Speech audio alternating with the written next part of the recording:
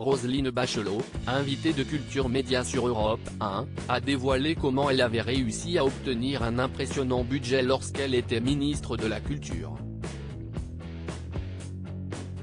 Une négociatrice hors pair.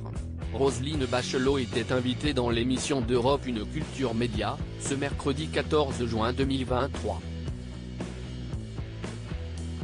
L'ancienne ministre, qui consacre son livre 682 jours à son action au sein du gouvernement d'Emmanuel Macron entre 2020 et 2022, évoquait justement l'étonnante façon dont elle avait réussi à obtenir un meilleur budget que prévu pour le ministère de la Culture.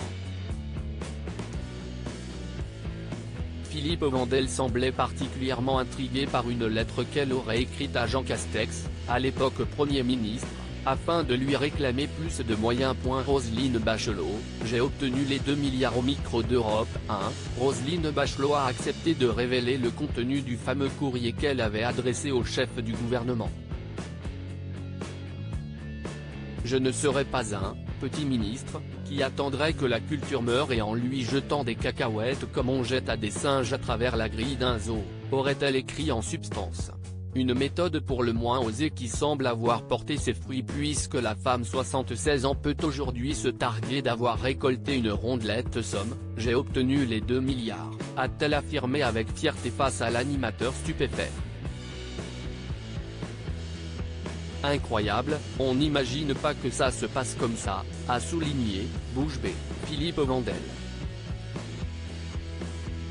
Les artistes en colère contre Roselyne Bachelot. Si l'ancienne ministre semble satisfaite de son passage rue de Valois, elle n'a pourtant pas fait l'unanimité face aux acteurs du monde de la culture, à l'époque.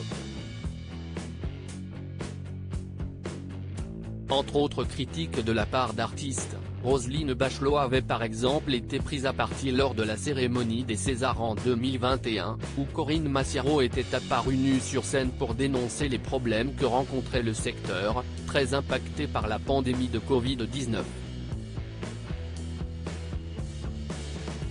Mais la femme politique ne se remémore pas cet événement comme un mauvais moment, bien au contraire, ça va paraître bizarre, mais j'en garde un excellent souvenir, affirme-t-elle avant d'expliquer qu'elle avait préféré prendre cela à la rigolade, j'ai passé une des meilleures soirées de ma vie, a-t-elle même ajouté.